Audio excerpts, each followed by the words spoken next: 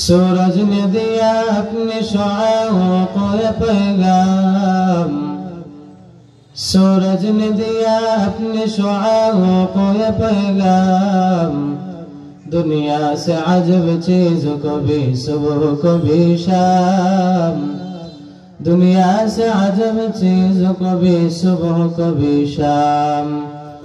मैं दूर हूँ मजबूर हूँ ऐ सैयद आलम, मैं दूर हूँ मजबूर हूँ ऐ सैयद आलम, दीदार से दिखा दे नहीं आवाज सुना दो, दीदार से दिखा दे नहीं आवाज सुना दो।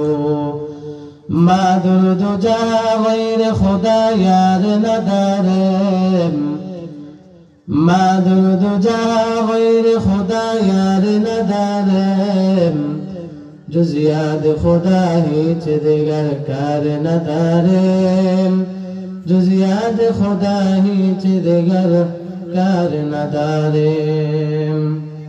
अल्हम्दुलिल्लाह, अल्लाह जल्ला शानुहुर दरबारे लाखों कोटी शुक्रिया যে মহান রব্বুল আলামিন আমাদেরকে আজকের এই মহতি মজলিস দরবারে ইসলামিয়া দারুল উলুম কওমি মাদ্রাসা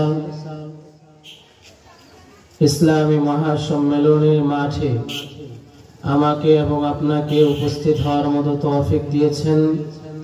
তাই রব্বে কাবার দরবারে আমরা সকলেই একবার কালিমাতুশ শুকর আদায় করি আলহামদুলিল্লাহ। শুকরিয়া আদায় এমন একটা জিনিস, শুকরিয়া আদায় করলে আল্লাহ তাআলা আমাদের নাজ নিয়ামত কি করেন, বাড়ায়া দেন। কবির ভাষায় কবি সুন্দর করে বলেন, শুকর গুজার বান্দা হরে দুনিয়ায়, শুকর গুজার বান্দা হরে দুনিয়ায়, যাহার ফলে নাজ নিয়ামত বেড়ে যায়। আল্লাহ তাআলার শুকরিয়া দেখলে নাজ নিয়ামত বাড়ে না, কমাই দিব। 10 টাকা কামাই করছি, 1000 টাকা কামাই করার ক্ষমতা নাই, দিব না। আল্লাহ তাআলার শুকরিয়া আদায় করলে আল্লাহ তাআলা আমার নাজ নিয়ামত সব কিছুর মধ্যে বরকত দেবেন। এবং কি শুকরিয়া আদায় যদি না করি, শুকর গুজার বান্দা হরে দুনিয়ায়, যাহার ফলে নাজ নিয়ামত বেড়ে যায়। প্রভুর শুকর আদায় যদি না করো, কঠিন আযাব হবে তোমার কবর। প্রভুর শুকর, নাজ নিয়ামত খাইলা, সব কিছু ভক্ষণ করলা, কিন্তু আল্লাহ তাআলার ইবাদত বন্দেগি করলা না, শুকরিয়া আদায় করলা না, সুদ খাইলা, জিনা করলা, অপরের হক মাইরা খাইলা, বোনের হক মাইরা খাইলা, ভাইয়ের হক মেরে খেয়ে ফেলছো। কিন্তু আল্লাহ পাক রব্বুল আলামিন যে বলেন, ইন্নাল্লাযীনা আমানু ওয়া আমিলুস সালিহাতি কানাত লাহুম জান্নাতুল ফিরদাউসি নুজুলা। ভূমিকে না যাইয়া সংক্ষিপ্ত সময়, তার জন্য আমি মূল আলোচনায় চলে যাচ্ছি। আল্লাহ পাক রব্বুল আলামিন কালামুল্লাহ শরীফের ভিতরে বলেন, হে ইমানদার বান্দারা, যখন নাকি তুমি ঈমান আনবা, ঈমান আনার পরে নেক কাজ করবা, নামাজ পড়বা, রোজা রাখবা, সবকিছু করবা, তোমাদের জন্য রয়েছে জান্নাতুল ফিরদাউসের ভিতরে বালাখানার ব্যবস্থা। সুবহানাল্লাহ, সুবহানাল্লাহ। আল্লাহ তাআলার ভয় আমার আপনার ভিতরে ঢুকাইতে হবে। রব্বুল আলামিনের ভয় যদি আমি না ঢুকাইতে পারি, আল্লাহ পাক রব্বুল আলামিনের ভয় আমার ভিতরে আর আপনার ভিতরে যখন ঢুকে যাবে, দুনিয়ার কোনো জিনিস মায়া লাগবে না, দুনিয়ার কোনো জিনিসের ভিতরে আমার মন চাইবে না। শয়তান যখন আমাকে ধোঁকা দেবে, গুনাহ কর গুনাহ কর, গুনাহ করার জন্য আমার মন চাইবে না। যখন নাকি আমি রব্বুল আলামিনের ভয় অন্তরে ঢুকায় ফেলবো, আল্লাহ পাক রব্বুল আলামিনের ভয় যখন অন্তরে ঢুকবে, তখন আমি আমার রব ছাড়া কিছুই চিনব না, রব ছাড়া কিছুই চিনব না। তাহলে আল্লাহ পাক রব্বুল আলামিনের বান্দা মুহাম্মদ সাল্লাল্লাহু আলাইহি ওয়াসাল্লামের সাহাবী, ইসলামের দ্বিতীয় খলিফা, নাম জানেননি? ওমর ইবনুল খাত্তাব রাদিয়াল্লাহু তাআলা আনহু। তার ভিতরে কিরকম ভয় ছিল? তিনি কি আমাদের থেকে ভিন্ন মানুষ ছিলেন? আমাদের মতো ছিলেন না। ওমর রাদিয়াল্লাহু তাআলা আনহু শেষ জামানায় যখন ইন্তেকাল করলেন, ইন্তেকাল করার পর এলাকার মানুষ যখন ওমর রাদিয়াল্লাহু তাআলা আনহুকে গোসল করানোর জন্য নিলেন, গোসল করানোর জন্য নিলেন, নেওয়ার পরে দেখলেন ওমর রাদিয়াল্লাহু তাআলা আনহুর পিঠের ভিতরে বেতের আঘাত দেখা যায়। কিসের আঘাত? বেতের আঘাত দেখা যায়। লোকেরা একে বলেন খলিফাতুল মুসলিমিন হযরত ওমর ইবনুল খাত্তাব রাদিয়াল্লাহু তাআলা আনহুকে দেখলে শয়তান পর্যন্ত এক রাস্তা, ওমরকে দেখলে আরেক রাস্তা দিয়ে শয়তান চলে যায়। মনে রাখবেন, আল্লাহ পাক রব্বুল আলামিনের ভয় দেখেন ওমরের ভিতরে কিরকম ছিল। ওমর রাদিয়াল্লাহু তাআলা আনহুকে যখন গোসল করানোর জন্য নিলেন, গোসল করানোর জন্য নেওয়ার পরে দেখতেছে ওমরের পিঠের ভিতরে বেতের আঘাত দেখা যায়। ওই লোকেরা ওমর ইবনুল খাত্তাব রাদিয়াল্লাহু তাআলা আনহুর সন্তানকে ডেকে বলে, তোমার বাবার পিঠে কেন বেতের আঘাতের দাগ দেখা যায়? ওমর ইবনুল খাত্তাব রাদিয়াল্লাহু তাআলা আনহুর সন্তান ডেকে বলে, ও লোক সকল শোনো, আমার বাবার একটি জীবন ডায়েরি ছিল। সকাল থেকে সন্ধ্যা পর্যন্ত প্রত্যেকটা আমল, প্রত্যেকটা কাজকর্মকে তিনি লিপিবদ্ধ করতেন। লিপিবদ্ধ করার পর সন্ধ্যার পরে তিনি দেখতেন, খাতাটা কইরা দেখতেন কোন জায়গায় তার ভুল হয়েছে। যখন নাকি দেখে তার ভুল হয়েছে, সেই ওমর ইবনুল খাত্তাব রাদিয়াল্লাহু তাআলা ঘরের দরজাটা আটকাইয়া, চামড়ার চাবুক নিয়ে তার পিঠের ভিতরে নিজে আঘাত করে বলে, ওমর তোর কাজটা কেন এত ভুল হলো? এই ওমর আজকে কেন এই কাজটা কমতি করলি? নিজের পিঠের ভিতরে নিজে বেতের আঘাত করতেন। তার জন্য ওমর ইবনুল খাত্তাব রাদিয়াল্লাহু তাআলার পিঠে বেতের আঘাতের দাগ মুআত্তা মালিকের ভিতরে পাওয়া যায়। বাইতুল মালের ভিতরে যখন উট ছাগল ছিল, উট ছাগলের মধ্য থেকে দুধ বিতরণ হতো, দুধ বিতরণের ক্ষেত্রে এক লোক পাইছে। পাওয়ার পরে ওই লোক বলে, আমি ওমরকে কখনো কোনো কিছু খাওয়াইতে পারি নাই। ভয় দেখেন, আল্লাহ তাআলার ভয় ওমর ইবনুল খাত্তাব রাদিয়াল্লাহু তাআলা নবীতে কিরকম ছিল। ওমর ইবনুল খাত্তাব রাদিয়াল্লাহু তাআলা বাইতুল মাল থেকে তিনি কি করলেন? লোক সকলকে দুধ দিলেন, দুধ সদকা দিলেন, হাদিয়া দিয়া দিলেন। দেওয়ার পরে ওমর ইবনুল খাত্তাব রাদিয়াল্লাহু তাআলা যে লোকটাকে হাদিয়া দুধ পাইছে, ওই লোকটা বলে, আমি ওমর ইবনুল খাত্তাব রাদিয়াল্লাহু তাআলাকে কখনো কোনো কিছু খাওয়াইতে পারি নাই। আজকে আমি আমার এই দুধটাকে ওমর ইবনুল খাত্তাব রাদিয়াল্লাহু তাআলার কাছে নিয়ে হাদিয়া দিব। ওমর ইবনুল খাত্তাব খাবে, ওমর ইবনুল খাত্তাব পান করবে। মুআত্তা মালিকের ভিতরে পাওয়া যায়, ওমর ইবনুল খাত্তাব রাদিয়াল্লাহু তাআলার কাছে যখন দুধ নিয়ে গেলেন, দুধ নিয়ে যাওয়ার পর ওমর ইবনুল খাত্তাব রাদিয়াল্লাহু তাআলা দুধটাকে খেয়ে ফেললেন। দুধটাকে কি করছেন? খেয়ে ফেলছেন। পরে ওমর ইবনুল খাত্তাব রাদিয়াল্লাহু তাআলা বলে, তুমি এই দুধটা কোথায় পেয়েছো? আমাকে যে পান করাইলা।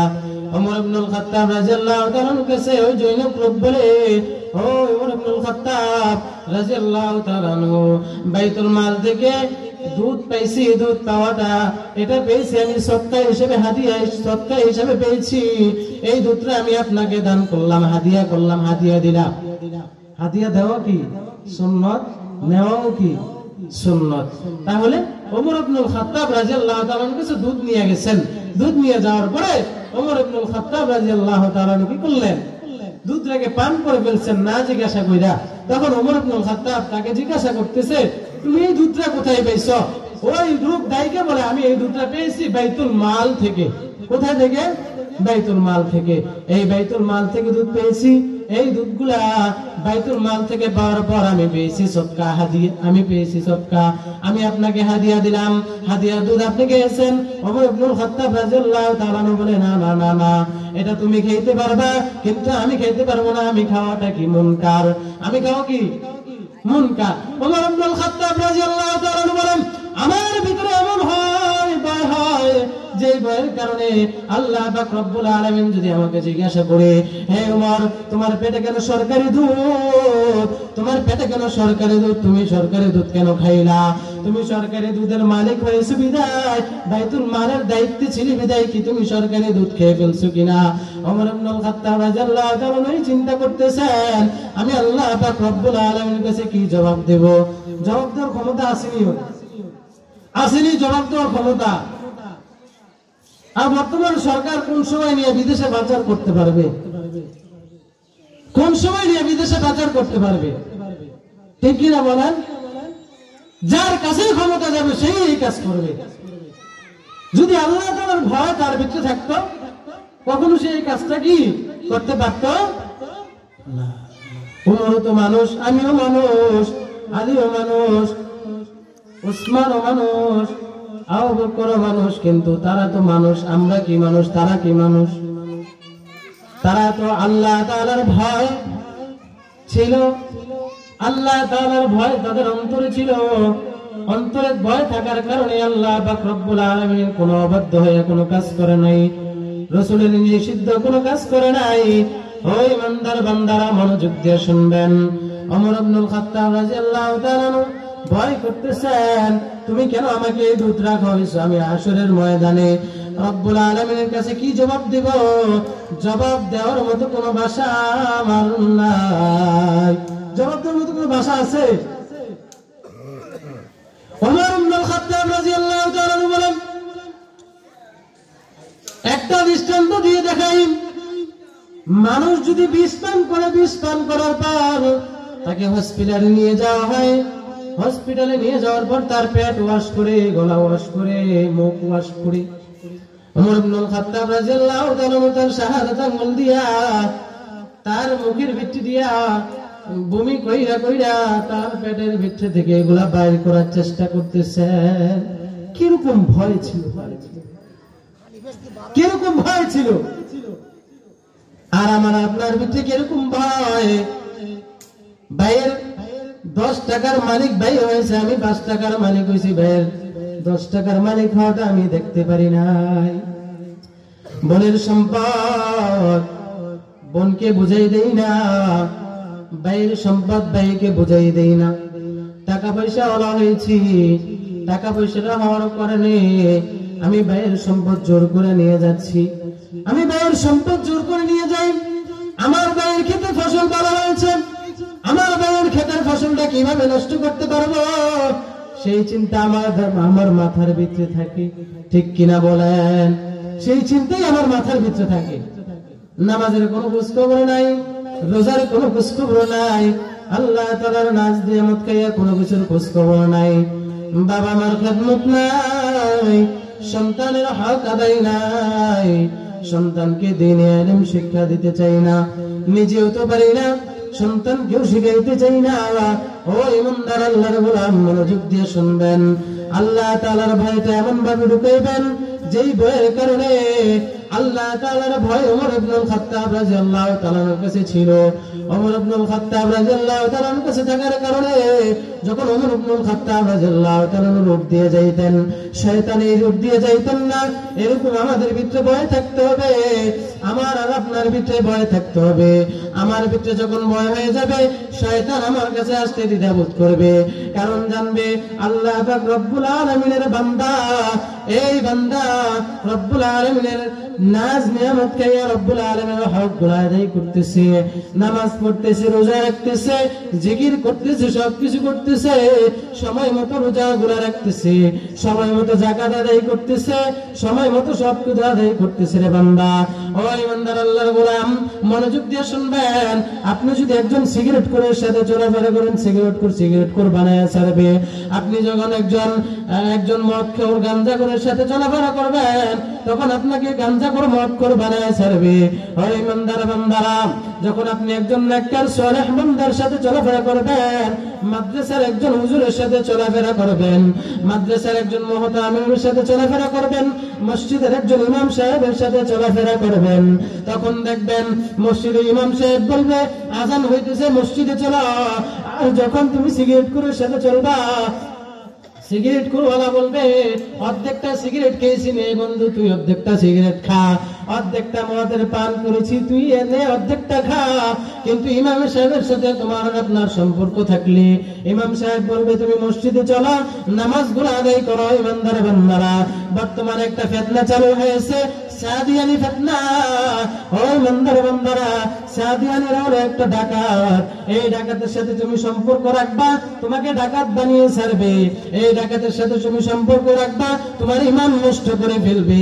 এই ডাকাতের সাথে তুমি সম্পর্ক রাখবা, তোমার হাত তোমার ছোট থেকে এই পর্যন্ত যত নেক আমল করছো, ওলামায়ে কেরামের সাথে থেকে নেক আমল করছো, হক্কানি আলেমের সাথে সেইখানে নেক আমল করছো, ওই নেক আমলটুকু তোমার নষ্ট করে ফেলবে কে? সাদিয়ানি ডাকাত। তারা কি ডাকাত?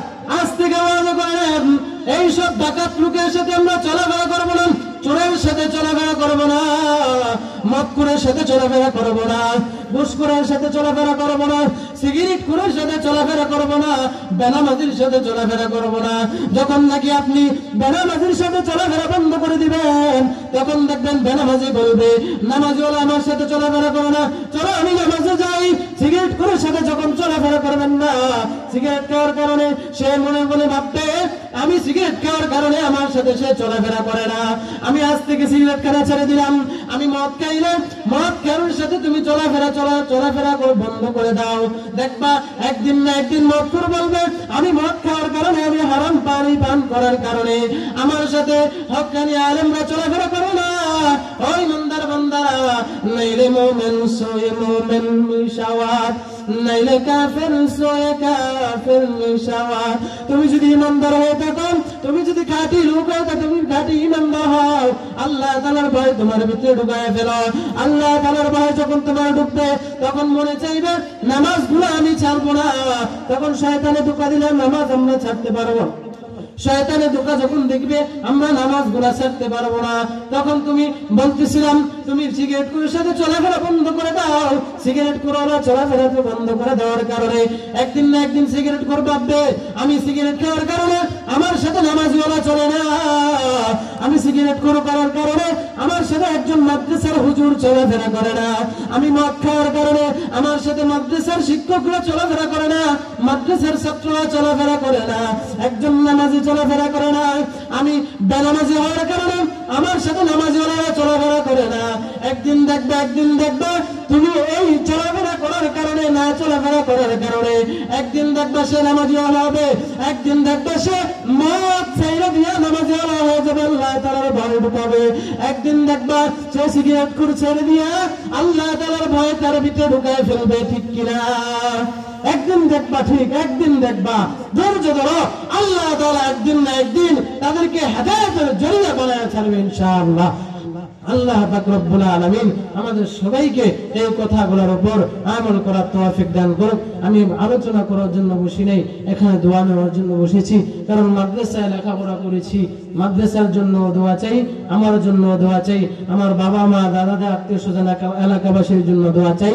আল্লাহ পাক রব্বুল আলামিন সকলের হায়াতের মধ্যে বরকত দান করুক। ওয়া মা আলাইনা ইল্লাল বালাগ। আসসালামু আলাইকুম ওয়া রাহমাতুল্লাহি ওয়া বারাকাতুহু।